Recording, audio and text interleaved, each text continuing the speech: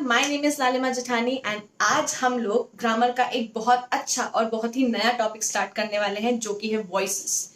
इस वीडियो में हम जानेंगे कि वॉइसेस क्या होती हैं, कितने टाइप्स की होती हैं, उसके रूल्स क्या होते हैं, क्या क्या चीजें हमें याद रखनी चाहिए, एक वॉइस से दूसरी वॉइस को कैसे चेंज किया जाता है, almost everything. So without wasting much of your time, let's get start. नया टॉपिक हम लोग स्टार्ट कर ही रहे हैं जो कि है वॉइसेस। तो पहले जान लेते हैं कि हमारी वॉइसेस होती कितने टाइप्स की हैं। वॉइसेस हमारी दो टाइप्स की होती हैं। पहली होती है एक्टिव वॉइस, दूसरी होती है पैसिव वॉइस। क्वेश्चन आपके दिमाग में ज़रूर आ रहा होगा कि एक्टिव वॉइस होती क्या है और पैसिव वॉइस क्या होती है।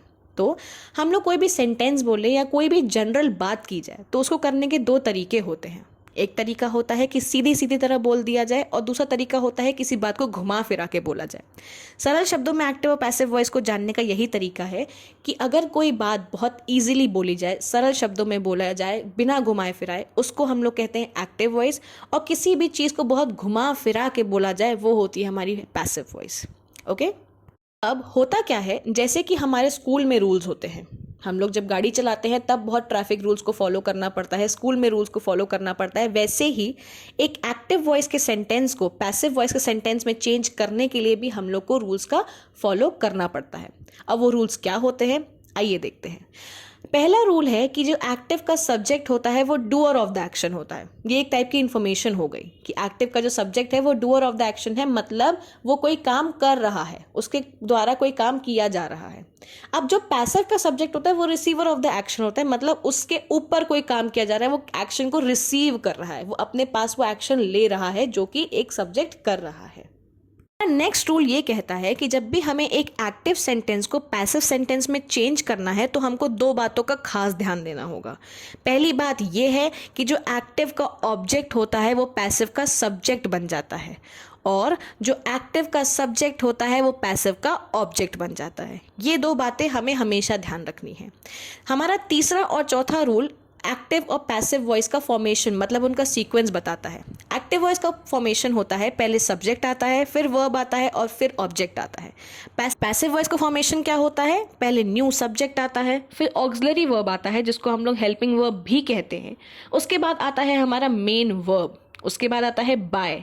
ये जो बाय वर्ड है it's a 2 letter word, but ये 2 लेटर वर्ड हमारा एक्टिव वॉइस से पैसिव वॉइस में चेंज करने में बहुत ज़्यादा ज़रूरी होता है। It is the key term, it is the key word जो कि चेंज करना ही करना पड़ता है, आता ही आता है। It is very important.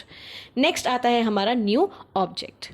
अब हम लोग ने ये देख तो लिया क्या होता है, कैसे होता है, रूल्स क्या होते हैं, बट जब तक हम लोग इसके एग्जाम्पल नहीं देखेंगे तो हमको समझ में कैसे आएगा। तो आइए देखते हैं इसका एक छोटा सा और प्यारा सा एग्जाम्पल।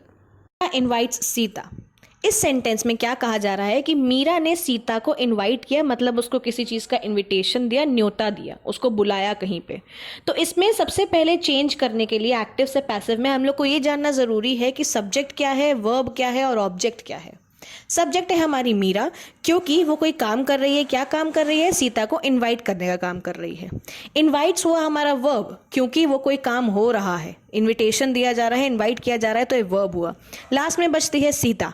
अब लास्ट में बचती है इसीलिए वो ऑब्जेक्ट नहीं है, नहीं, ऑब्जेक्ट वो इसलिए है क्योंकि वो एक्शन रिसीव कर रही है, इन्विटेशन रिसीव कर रही है, इसीलिए वो हुई हमारी object. Let's have a look कि एक्टिव से पैसिव में जब हम लोग सेंटेंस चेंज करेंगे तो वो किस तरह का दिखेगा। As you can see, Meera invite Sita, जो कि हम लोग पहले ही डिफाइन कर चुके हैं कि मीरा हमारी सब्जेक्ट है, इनवाइट्स हमारा वर्ब है और सीता हमारी ऑब्जेक्ट है। जैसे कि हम लोग ने रूल्स में पढ़ा था कि जो एक्टिव का ऑब्जेक्ट होता है वो पैसिव का सब्जेक्ट बन जाता है। तो यहाँ आप देख सकते हैं कि सीता सब्जेक्ट बन चुकी है पैसिव वॉइस में आके, और जो मीरा है, मतलब जो कि एक्टिव का सब्जेक्ट है, वो पैसिव का ऑब्जेक्ट बन चुका है।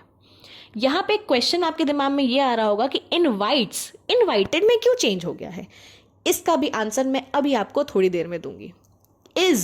इज का यूज किया गया है जो कि हमारा है हेल्पिंग वर्ब, जिसको मैंने बताया था ऑक्सिलरी वर्ब भी कहते हैं। और बाय, ये मैंने आपको बताया था कि बाय का इस्तेमाल हर एक्टिव से पैसिव सेंटेंस को चेंज करने में होता ही होता है, मतलब किया ही किया जाता है। जब भी आप एक एक्टिव वॉइस के सेंटेंस को पैसिव वॉइस के सेंटेंस में चेंज करेंगे तो बाय का इस्तेमाल करना कंपलसरी है। अब कुछ चीज़ें ऐसी होती हैं जो हम लोग को याद रखनी पड़ती हैं एक्टिव वॉइस से पैसिव वॉइस के सेंटेंस को चेंज करने में। अब देखते हैं कि वो चीज़ें क्या हैं जो हमको याद रखनी पड़ती हैं।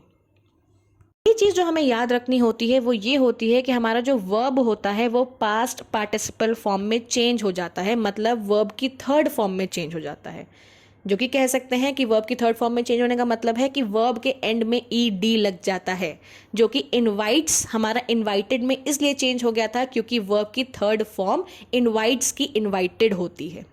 ओके अब ज़रूरी नहीं है कि हर वर्ब की थर्ड फॉर्म में ईडी लगे, किसी किसी में ईडी नहीं लगता है, बट वो वर्ब की थर्ड फॉर्म में चेंज किया जाता है। सेकेंड पॉइंट हमारा ये कहता है कि जो टेंस होता है, सेंटेंस का टेंस कभी नहीं चेंज होता है, उसका हमेशा वर्ब चेंज होता है। मतलब कि अगर कोई भी एक नॉर्मल सेंटेंस दिया गया है जो प्रेजेंट टेंस में है या पास्ट टेंस में है या फ्यूचर टेंस में है, तो वो उसी टेंस में रहेगा, बस उसका वर्ब चेंज होगा, वो भी चेंज होगा वर्ब की थर्ड फॉर्म में। थर्ड पॉइंट हमारा क्या कहता है कि जो प्रेपोजिशन होगा हम लोग उसको छोड़ नहीं सकते हैं, उस बेचारे को छोड़ा नहीं जाएगा, उसको भी साथ लेके चला जाएगा पैसिव वॉइस में। कैसे? They looked for the baby, मतलब वो बेबी को ढूंढ रहे थे। यहाँ पे जो फॉर वर्ड है ये है हमारा preposition. The baby was looked for, हम लोग ने जब एक्टिव से पैसिव में चेंज किया तो हमने बेचारे फॉर को छोड़ नहीं दिया कहीं पे, हम लोग उसको एक्टिव सेंटेंस से उठा के पैसिव सेंटेंस में लेकर आए, क्योंकि ये रूल कहता है कि हमको उसको लेकर आना ही आना है। अब यहाँ पे एक और क्वेश्चन आप सबके दिमाग में आ रहा होगा कि हम लोग ने यहाँ पे बाय का यूज क्यों नहीं किया है, क्योंकि मैं आपको पहले बता चुकी हूँ कि हर सेंटेंस में हमको बाय को लेके चलना ही चलना है, क्योंकि ये एक रूल है। सॉरी, लास्ट पॉइंट हमारा ये चीज बताता है कि हमने क्यों इस्तेमाल नहीं किया है। वो ये है कि अगर समवन, समबडी, एवरीबडी, दे या पीपल, इन सब का यूज किया गया है तो हम लोग कभी भी बाय का इस्तेमाल नहीं करेंगे, कभी भी नहीं करेंगे। ये चीज़ हमको हमेशा याद रखनी है। कुछ और चीज़ें हैं जो हमेशा हमको याद रखनी है, वो ये है कि एक्टिव वॉइस में अगर आई लिखा है, जैसे आई एम होता है, वैसे वो वाला आई अगर लिखा है तो वो पैसिव वॉइस में जाके मी बन जाता है। शी है तो वो हर बन जाता है, ही है तो वो हिम बन जाता है, वी है तो वो अस बन जाता है, दे देम बन जाता है, इट वैसा का वैसा ही इट रहता है, और यू भी वैसा का वैसा ही यू रहता है। अगर आपको ये वीडियो अच्छी लगी हो और समझ में आई हो तो लाइक करिएगा, शेयर करिएगा एंड सब्सक्राइब करिएगा। और अगर आपको इस वीडियो के नोट्स चाहिए तो मेरे टेलीग्राम के चैनल को सब्सक्राइब करना मत भूलिएगा, मैं उसका लिंक डिस्क्रिप्शन बॉक्स में डाल दूंगी। Thank you.